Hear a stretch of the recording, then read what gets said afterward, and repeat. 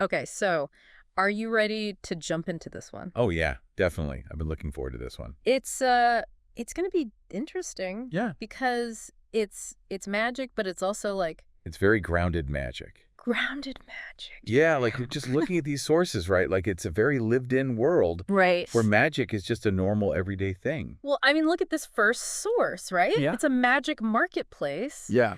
but it's not just magic items. It's Sure. like you No. said, Ordinary and extraordinary. right, like we've got dwarven ale bread. Hmm. Like is that like magical bread or is it just like good bread? I mean, it sounds delicious either way. Right, but that's what I mean. Like Yeah. is this like a regular bakery that also happens to have like, like a communicating with demons guide? Right next to the sourdough. Like that's crazy. I think it speaks to a society where magic is just woven into the fabric of everyday life. Yeah. You know? Mm. Like you said, it's not a separate thing. It's just there. They're like, "Oh yeah, I need to pick up some milk."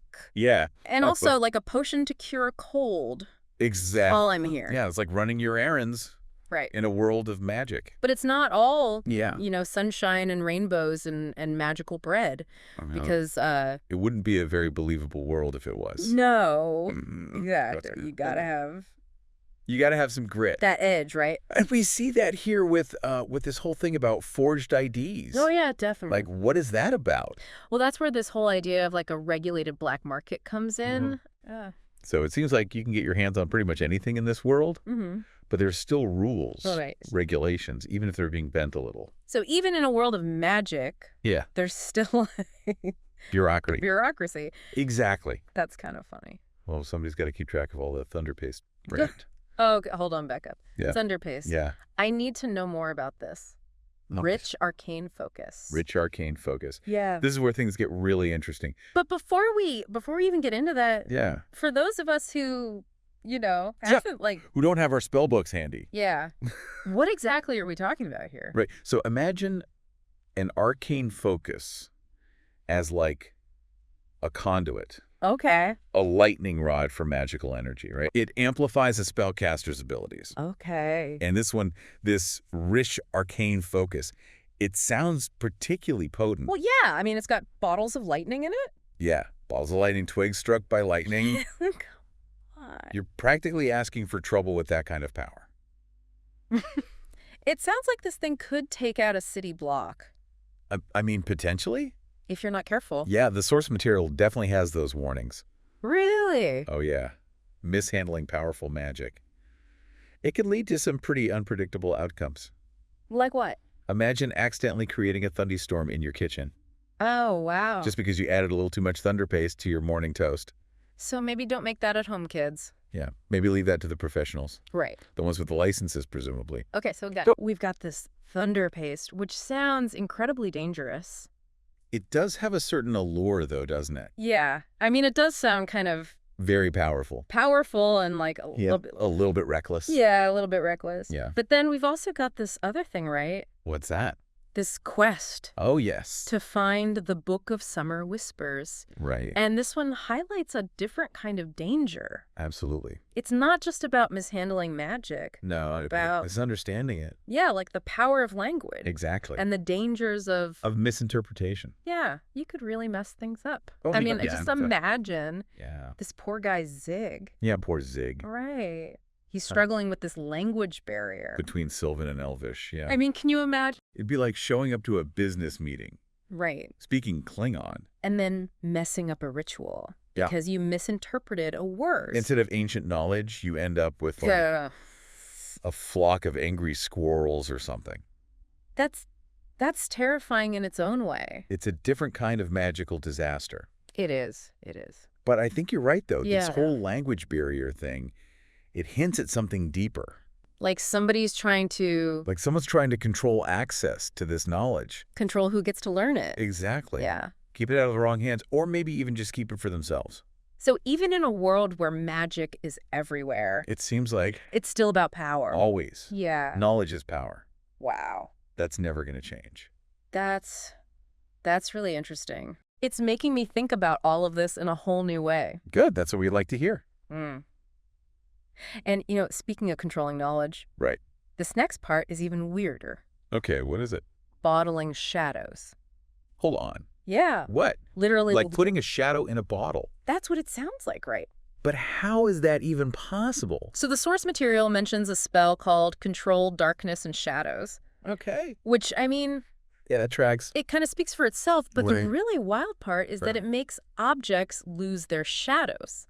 Get out. Yeah, it's like you're taking something this- that's supposed to be there and just Like a part of them? erasing it. That's both really cool Right. and also kind of creepy. It is a little unnerving. Makes you wonder, like, what happens to the shadow itself? Yeah. Where does it go? Right. Does Yeah. it just like, Vanish into thin air. yeah. Or does it, Does it get trapped in the bottle? is it sentient? Oh, that's a good question. Can you Like imagine the little shadow demon trapped in a bottle. trying to get out? That'd make a good horror movie. Right. Oh my gosh. See, we're already coming up with story ideas. This is why I love these deep dives. Me too. Okay, so we've got Those are possibilities. this whole shadow bottling thing, which is Why? wild and mysterious. Definitely. But then there's also these What are those called? snippets. Oh, yeah. Right, from that D&D campaign. Yes. The campaign logs. Yeah, it's like we're getting a glimpse into an actual game I know. It's so good. in this world. Like eavesdropping on another reality. Totally. Okay, so Where should we start with this? well, we've got these characters right. Yes. Khosros, Jonathan Hobson, Logan, and Craig. They sound like a fun group. I know, right?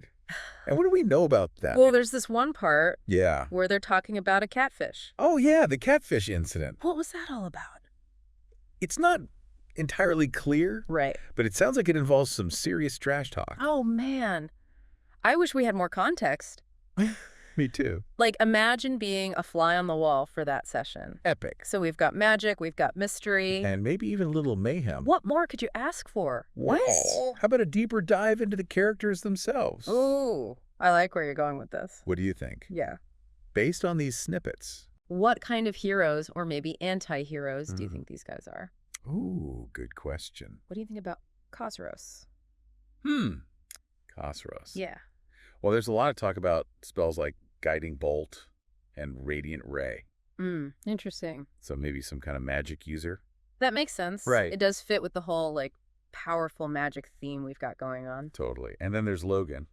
What about Logan? He's the one who's like mainly doing it for the shadow thing. Oh, right. Which, after talking about bottled shadow, Takes on a whole new meaning. exact. Ooh, I like it. Like he's got a secret agenda. Maybe he's trying to collect them all. Ooh, Like Pokemon. shadow Pokemon. Yes. That's amazing. I'm telling you, there's something going on here. I am so on board with this theory. It's like we're piecing together a puzzle. Right. With all these little clues. Yeah, and each snippet gives us a new piece. And sometimes those pieces don't quite fit together yet, That's true. which just makes it even more intriguing.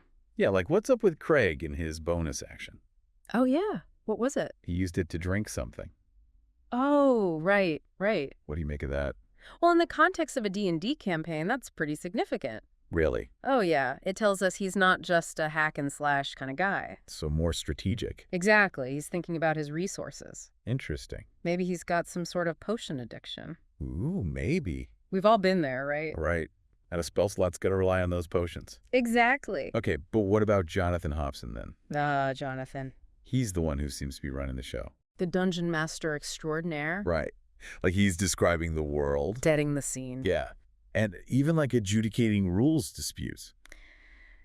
It's a tough job, but someone's got to do it. That's true. But it's more than just being a referee, right? What do you mean? He's the one who came up with this whole world. Oh, right. The magic system, the monsters, the whole shebang. Wow. So in a way, he's like the ultimate storyteller. That's a good point. And the other players, they get to contribute their own creativity. Right. Like their character's choice. Exactly. It's a collaboration. That's so cool. It's like writing a story together. But with more dice rolling. Definitely more dice rolling. And maybe some snacks. Essential for any good D&D session. So we've got the marketplace, the arcane crafting, The shadowy shenanigans. right? And now this D&D campaign. It's all connected. It's like they're all part of the same world. Exactly. Different facets of the same reality. And it makes you wonder, It's that. what would it really be like to live in a world like this? A world where magic is just normal. Yeah, like would you be tempted by it? Or would you be afraid of it? I don't know, it's a tough one. It is. But I think that's the beauty of it. What do you mean? It makes us think about these things in a new way, That's true. even if we never actually encounter a thunder-paced arcane focus. Or a bottle of shadows. Exactly. But hey, maybe that's for the best. Probably right. Who knows what kind of trouble we'd get into. Right. Better to just enjoy the speculation. And let our imaginations run wild. Well said. Well, on that note, I think we'll wrap up this deep dive. Sounds good to me. Until next time, everyone. Happy adventuring. Keep exploring those strange and magical worlds.